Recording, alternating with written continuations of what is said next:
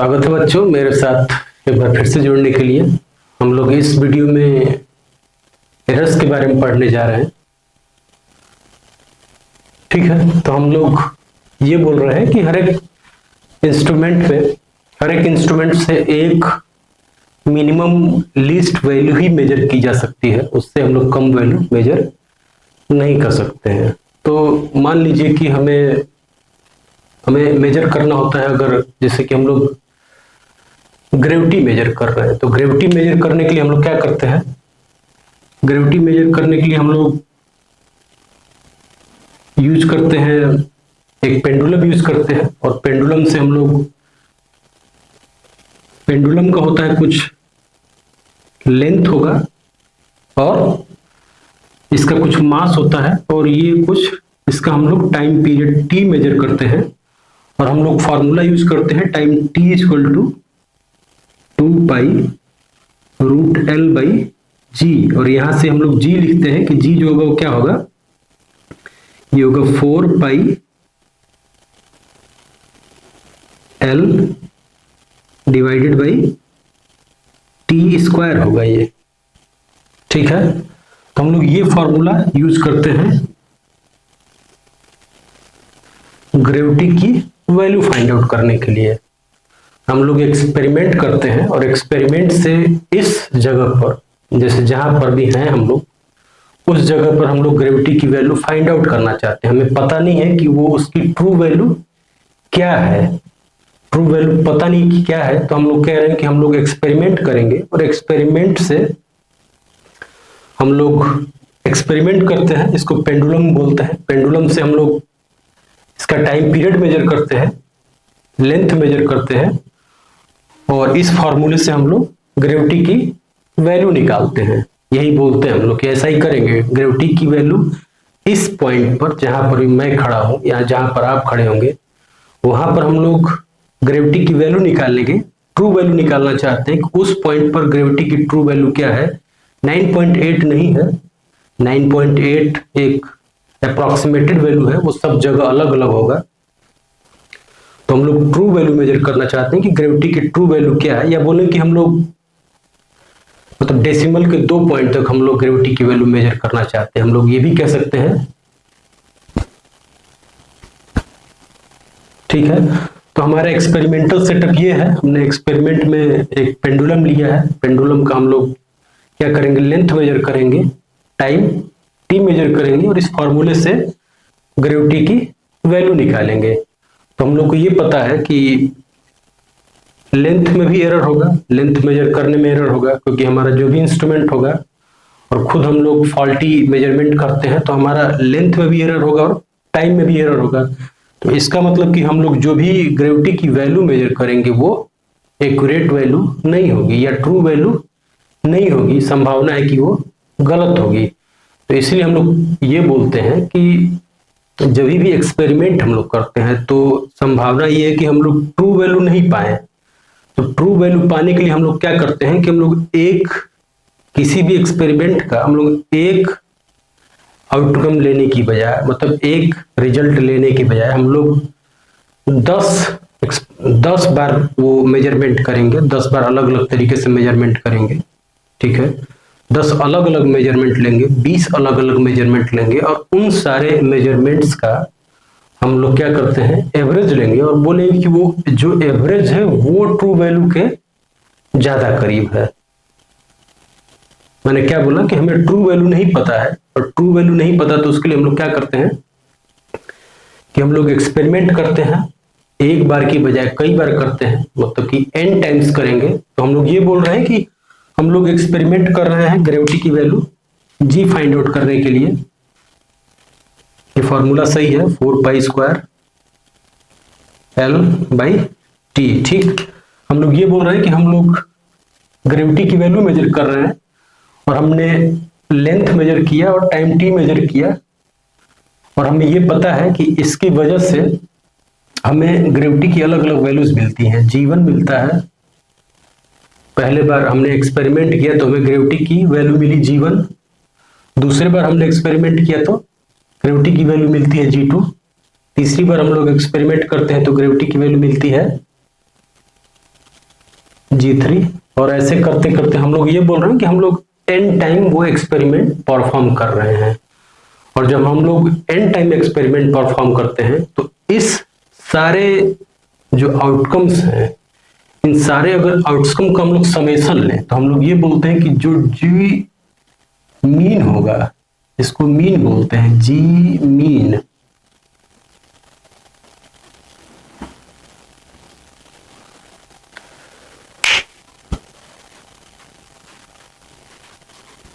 तो क्या बोल रहे हैं कि एक्सपेरिमेंट हमने परफॉर्म किया, उसको हम लोग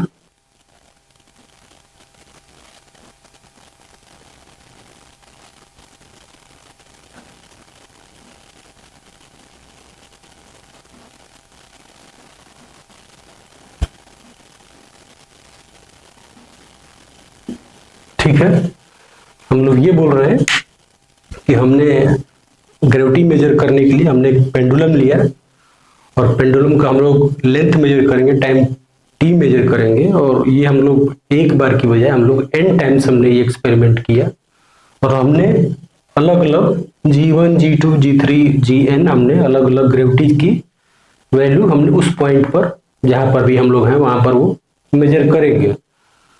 तो ये जो मेजर्ड वैल्यू है, हम लोग ये बोल रहे हैं कि इसमें एरर है। एरर क्यों है? क्योंकि हम लोगों ने देखा कि जो भी इंस्ट्रूमेंट है उसमें एक लीस्ट काउंट एरर तो होता ही है, तो वो एरर तो रहेगा ही। फिर मेजरमेंट करने में हम लोग एरर करते हैं, तो इसमें एल लेंथ मेजर करने में एरर होगा, टाइम टी मेजर करने में एरर होगा। तो इसमें जब एरर है तो जो जी हमने कैलकुलेट किया है वो ट्रू वैल्यू नहीं होगा, वो ट्रू वैल्यू से कम ज्यादा दोनों हो सकता है। तो हम लोग ये बोल रहे हैं कि एक बार में हमें ट्रू वैल्यू नहीं मिलेगा, संभावना है कि हमने ज्यादा कैलकुलेट किया होगा। तो इसलिए हम लोग ये करें कि इस एक्सपेरिमेंट को अगर हम लोग n टाइम्स परफॉर्म करें, 100 बार परफॉर्म करें, 50 बार परफॉर्म करें, तो संभावना है कि जो हम लोग ज्यादा मेजर कर रहे होंगे उतना ही कम मेजर करेंगे, तो एवरेज लेंगे तो सारा का सारा वो कैंसिल आउट हो जाएगा, और जो एवरेज आएगा वो वैल्यू जो है वो ट्रू वैल्यू होगा।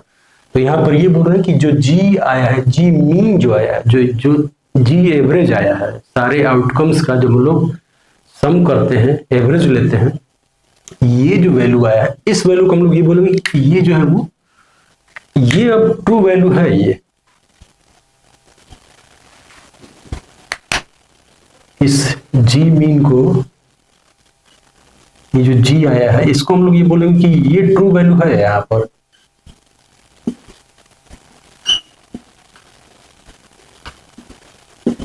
ठीक है, तो हमने ग्रेविटी का ट्रू वैल्यू निकाल लिया। ठीक है, हमने एक्सपेरिमेंट किया और हमने एवरेज निकाला, उस वैल्यू को हम लोग बोल रहे हैं कि वो ट्रू वैल्यू है, हमने ट्रू वैल्यू निकाल लिया। और हम लोग ये बोलते हैं कि अब एरर क्या होगा अलग अलग क्वांटिटी में। जैसे कि जी हमने मेजर किया था, तो जी मेजर किया, तो हमने G1 मेजर किया था, तो G1 में मेजरमेंट करने में एरर क्या रहा होगा? तो जी एवरेज ट्रू वैल्यू में से इसको घटाएंगे तो ये बताएगा कि इसमें कितना गलती हुआ होगा, डेल्टा G1। ठीक है, ये प्लस माइनस दोनों हो सकता है ये। फिर G में से G2 घटाते हैं, ये हो जाएगा डेल्टा G2। ठीक है, G माइनस G3, ये हो जाएगा डेल्टा G3। और ऐसे करते करते हम लोग ये बोल रहे हैं कि G माइनस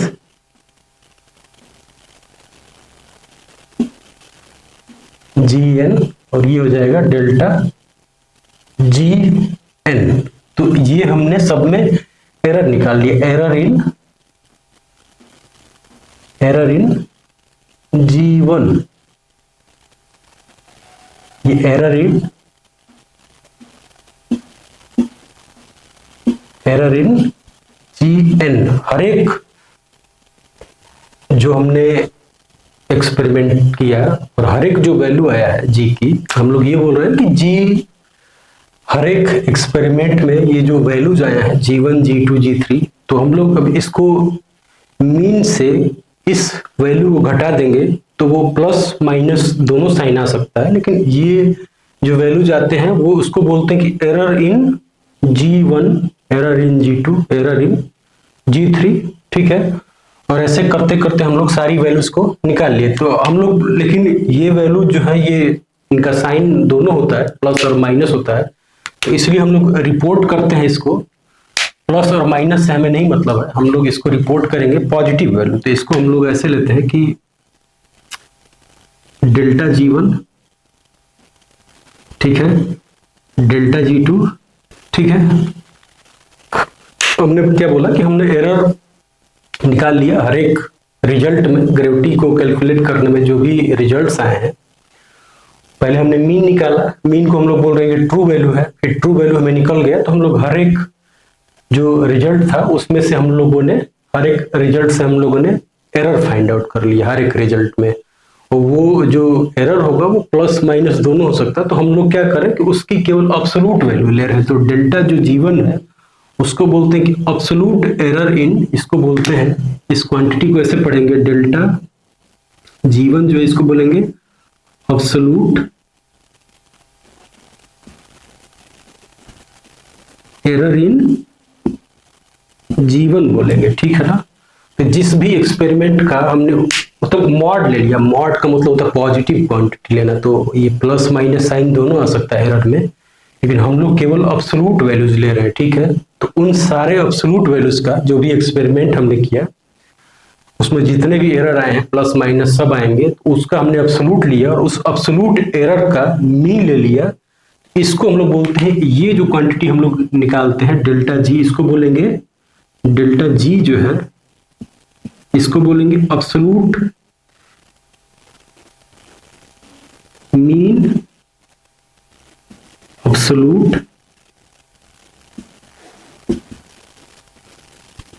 एरर बोलते हैं इसको, ठीक है। हम लोग ये बोलते हैं कि हमने ट्रू वैल्यू फाइंड कर लिया, फिर मीन अब्सोल्यूट एरर फाइंड कर लिया, तो अब हम लोग इस क्वांटिटी G को दिखा सकते हैं। जो G होगा यहाँ पर उसको हम लोग ऐसे दिखाएंगे, G mean plus minus delta G।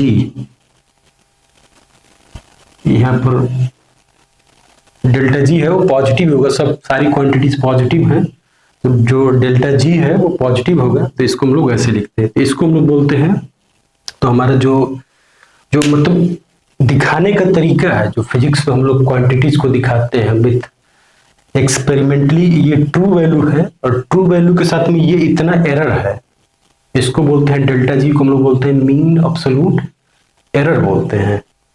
तो हमेशा किसी भी क्वांटिटी को दिखाने का क्या तरीका रहता है, ट्रू वैल्यू से कितनी है और उसमें कितना एरर है। तो हम लोग ये बोल रहे हैं कि अब हमारा जो G हो सकता है वो कितना हो सकता है, G असल में जो होगा वो इसके बीच में होगा, माइनस डेल्टा G के बीच में हो सकता है, ठीक है। और ये जो होगा कम से कम इतना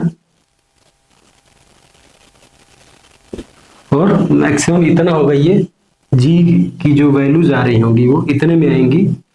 हम लोग इतना दिखा लिए, हम लोग, हमारे लिए इंपॉर्टेंट ये था। हम लोग इस स्टेप तक देखते हैं, ठीक है। होपफुली इसमें कोई इशू नहीं होगा। हम लोग ये बोल रहे हैं कि ये ट्रू वैल्यू है और ये मीन अब्सोल्यूट एरर है।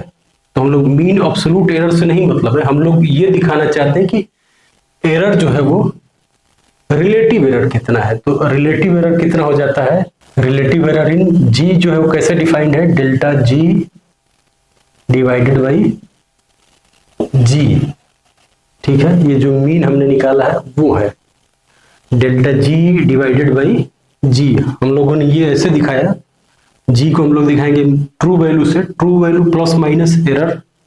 तो हमें इस तरीके से कोई मतलब नहीं है, हम लोग ये जानना चाहते हैं कि 1 में कितना एरर होगा।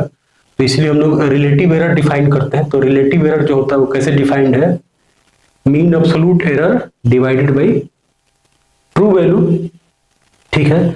हमें एक और वैल्यूज होती है, उसको बोलते हैं परसेंटेज एरर बोलते हैं उसको, ठीक है।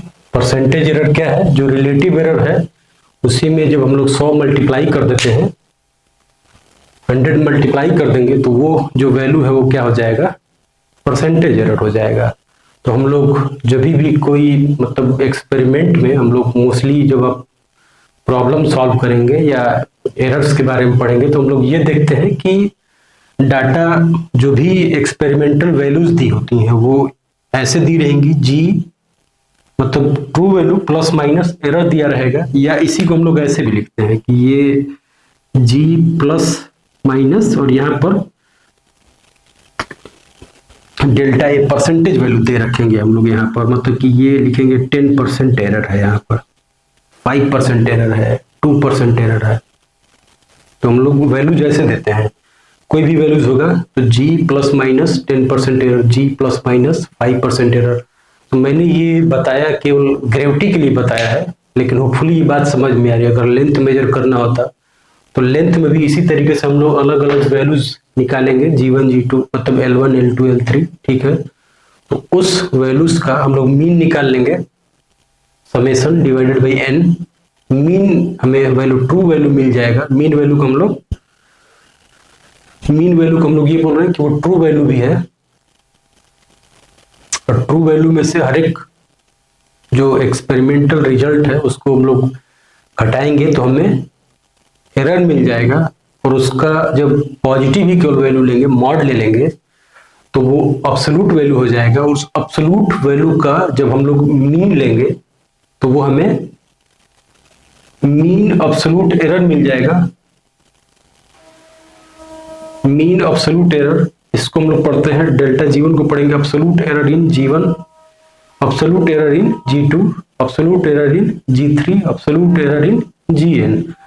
इसका जो मीन है उसको बोलते हैं mean average, mean absolute error.